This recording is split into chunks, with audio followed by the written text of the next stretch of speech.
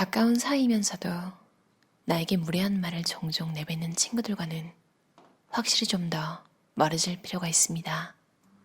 어떤 수를 쓰든 나를 약간 어려워하도록 만드는 게 포인트입니다.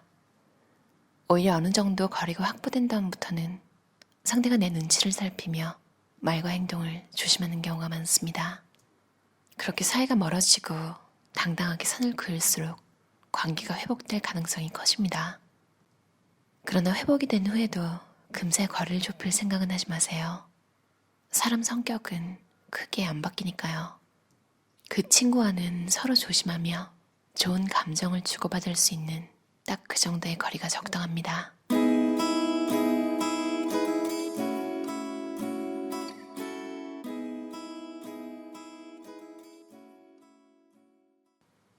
불편한 관계를 정리하면 세상 살기 편해집니다. 눈치 보지 않고 당당하게 거리두기. 저는 이 책에서 인간관계를 잘 정리하기 위한 기술을 알려드리려고 합니다. 이는 무조건 인연을 끊어버리자는 과격한 뜻만은 아닙니다.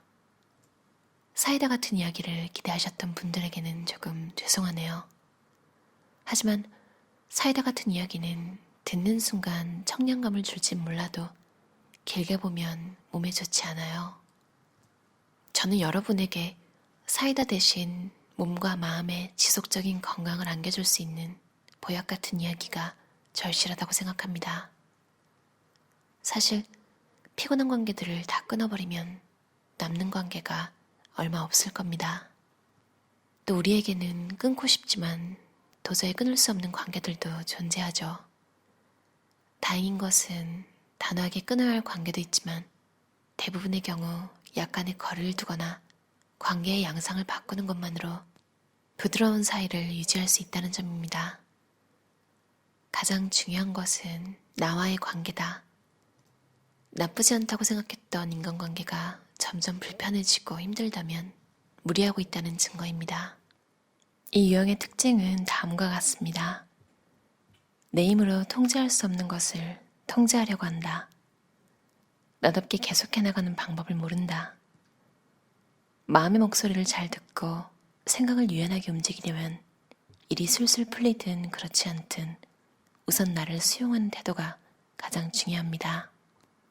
누군가를 싫어하는 나라도 괜찮아. 의욕 없는 나라도 괜찮아. 이렇게 생각하면 마음이 편해집니다. 무엇보다 남을 대할 때도 그래도 괜찮아라는 마음가짐으로 갖고 있으므로 너그러운 태도를 취하게 되죠. 난 괜찮아가 너도 괜찮아로 이어지는 것입니다. 그렇게 나와 타인 모드를 포용하다 보면 사람을 사귀기도 인생을 살아가기도 훨씬 수월해집니다. 나 스스로에게 좋은 부모 되어주기. 성인이 된 지금 부모에게 예전에 받지 못한 사랑을 지금이라도 주세요라고 할 수 없는 노릇이에요. 부모님은 우리의 통제 영역 밖에 있으니까요. 지금은 당신이 당신 자신에게 좋은 부모가 되어주는 게 중요해요. 나는 나를 배신하지 않으니까요. 부모에게 인정과 사랑을 받지 못했다면 내가 나를 인정해주고 사랑해주면 돼요. 그것만으로 자존감 문제는 많이 해결될 겁니다. 자존감을 형성하는 가장 대표적인 요소가 바로 자기 효능감입니다. 자기 효능감이란 나 자신이 쓸모있는 존재라는 느낌을 말하는데요. 이는 대체로 타인의 인정을 통해 많이 형성되기 마련입니다. 저는 B씨에게 나 스스로 나에게 좋은 부모가 되어주어야 한다고 주문한 후 구체적으로 하루 5분 칭찬일기를 써보라고 조언해 주었습니다. 처음에는 아무리 생각해도 칭찬받을 만한 행동이 떠오르지 않아 난감할지 모릅니다.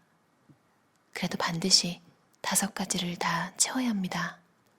그리고 내가 오늘 하루 동안 얼마나 고생했는지, 얼마나 애썼는지 생각하고 격려해 줍니다. 자존감 부족 문제의 근본을 따라가다 보면 필연적으로 부모가 등장하기 마련입니다. 이럴 경우 부모에게 내가 받고 싶었던 대우나 듣고 싶었던 이야기가 무엇인지 떠올려 보세요. 그리고 그것을 내가 나 자신을 위해 직접 해준다고 생각해 보세요. 부모에게 받은 상처를 부모가 치유해지기 어렵다면 나 스스로 치유해야 합니다. 부모라도 내게 상처 줄 자격을 갖고 있진 않습니다. 명확하게 선을 긋고 그들과 나의 삶을 분리해 별개의 것으로 생각하는 연습을 계속 하셔야 합니다. 영국 사우스햄스턴 대학교의 연구에 따르면 행복했던 추억을 떠올리면 미래를 더 긍정적으로 생각하며 자존감이 높아진다고 합니다. 상대와 함께하면 할수록 자존감이 바닥까지 떨어질 것 같다면 그와의 사이에 실선이 아닌 절취선을 그려야 하는 건 아닐까 심각하게 고려해 보시기 바랍니다. 친구를 어떻게 정의할지는 사람마다 다릅니다. 그런데 무슨 일이 생겨도 서로 돕고 평생 함께할 사람이라는 좁은 의미로 친구를 정의하는 사람은 의외로 적습니다. 평생 함께할 친한 친구부터 같이 밥 먹으러 가는 사람, 동호인, 학교 동창, 회사 동료, SNS 팔로워까지 친구라는 말을 넓은 의미로 쓰는 사람이 더 많지 않을까요? 꼭 함께 시간을 많이 보내야만 가까운 사이는 아니죠. 꼭 무언가를 함께 해야만 돈독한 사이인 것도 아니고요. 가끔 만나도 어제 만난 듯 편하고 얘기가 잘 통하는 사람, 이런 사람이 좋은 친구가 아니라고 말할 수 있나요? 실없는 농담을 던지는 사람은 대부분 악의는 없지만 눈치 없는 스타일일 수 있어요. 그런 사람의 이야기는 대수롭지 않게 넘기는 것이 최선이지만 계속해서 내게 이런저런 말들로 스트레스를 준다면 그 사람과 멀어지는 게 좋아요. 설명을 해준다고 해도 그때뿐 성격이 달라지진 않는 법이니까요.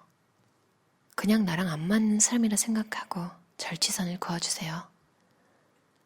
내가 섭섭했던 이유에 대해 듣고서도 친구의 태도가 달라지지 않는다면 지금 당장 굵은 선을 긋고 딱 그 정도의 관계만 유지하세요. 그런 상대에게는 더 이상 내 정성을 낭비할 필요가 없습니다. 친구가 없으면 외롭다란 말은 정말 사실일까요? 물론 진정한 친구는 인생을 사는데 없어서는 안 될 중요한 요소 중 하나입니다. 하지만 친구가 적거나 없다고 해서 꼭 외로우리란 법은 없어요. 혼자서 외로움을 많이 느끼는 사람은 친구가 많아도 외로움을 느끼는 법입니다. 혼자 있는 시간을 즐기는 법을 좀 더 고민해보세요. 물 흘러가듯 인간관계도 흘러가는 것이라 생각하면 조금 마음이 편해지실 거예요. 누군가에 대한 질투는 곧 나 자신에 대한 열등감과도 연결됩니다.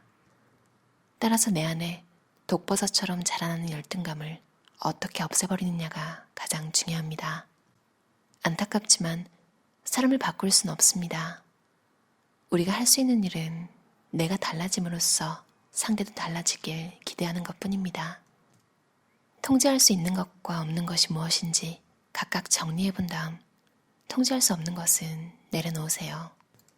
그리고 모든 에너지를 내가 진짜 하고 싶은 일에 쏟는 편이 현명하고 마음도 더 편합니다. 껄끄러운 상사를 좋아하려고 노력하거나 그런 상사에게 사랑받으려고 애쓸 필요 없습니다. 그런 상사에게 사랑받는다고 뭐가 좋겠어요. 그렇다고 상사에게 반발하는 게 답도 아닙니다.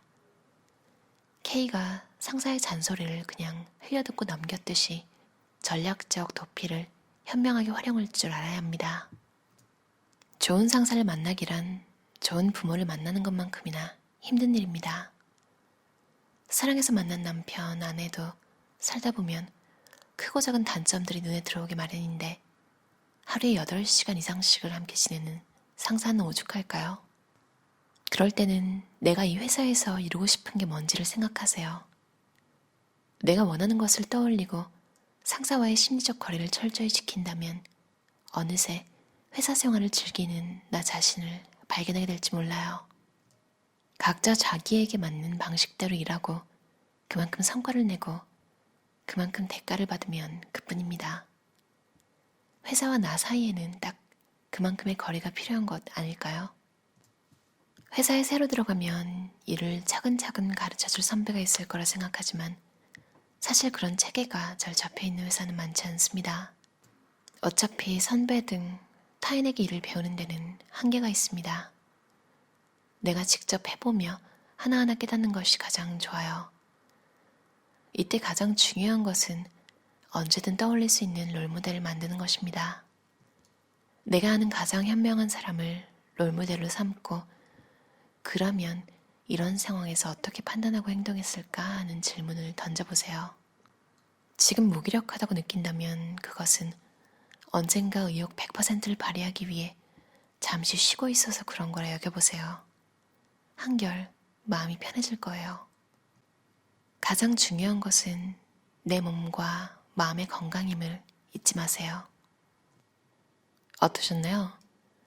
와키 교코의 선긋기의 기술이라는 책이었어요. 옮기는 오민해, 펴는 곳은 RH 코리아예요.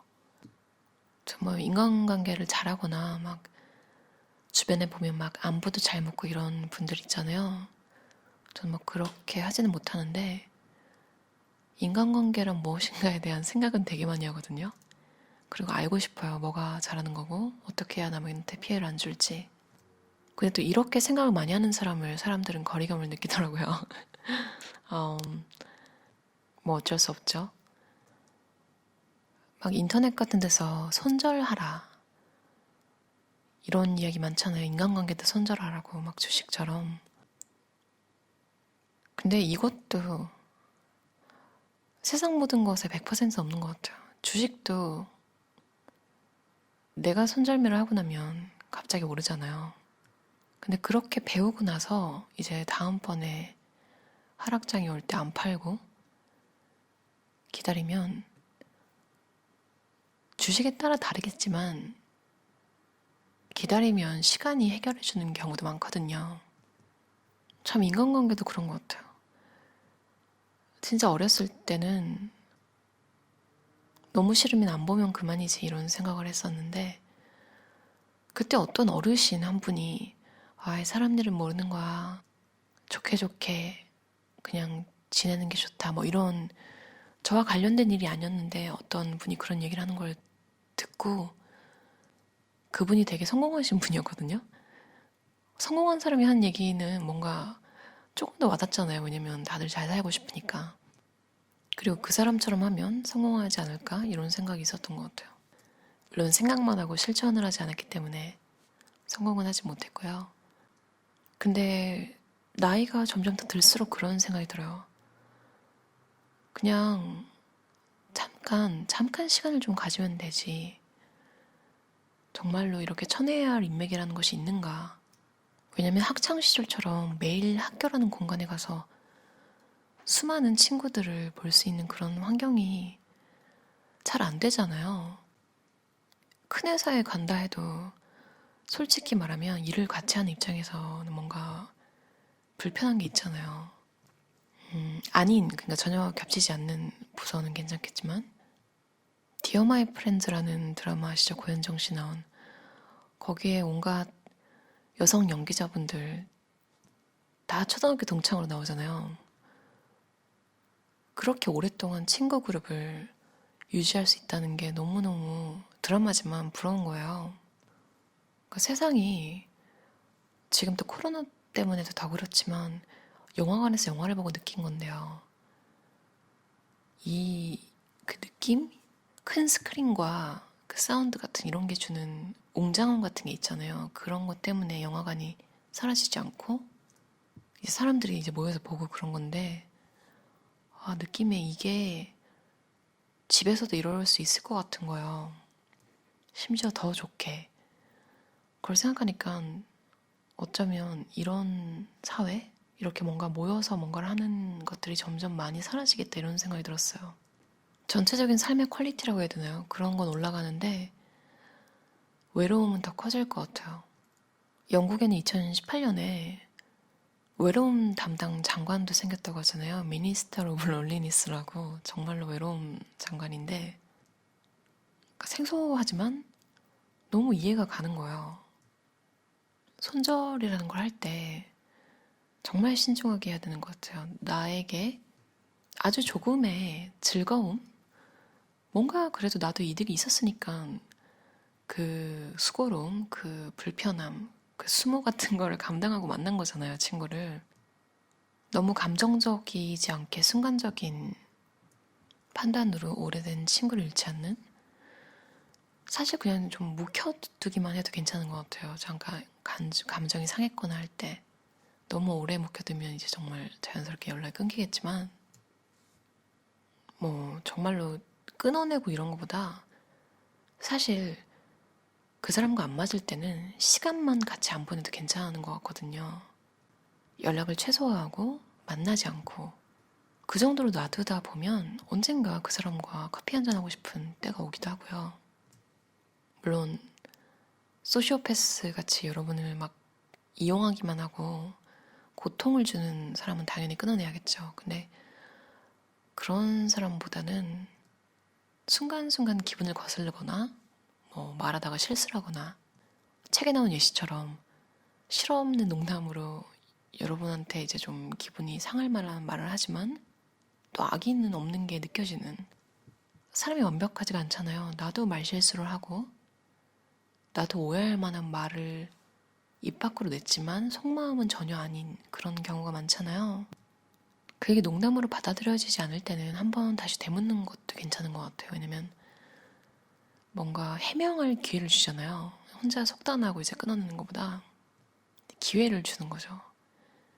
근데 이 책에서도 나왔듯이 기회를 줬을 때 변명과 상대방을 예민한 사람 만들고 그런 식으로 몰아가면 이제 절취선을 그으라고 하네요. 여러 가지 이야기가 있었지만 역시 책에서도 말하는 건 제일 중요한 건 여러분의 몸과 마음의 건강, 그게 제일 중요하다고 하잖아요. 그걸 항상 생각하면 심플해지는 것 같아요. 그럼 오늘도 들어주셔서 감사합니다. 편안한 저녁 시간 보내세요.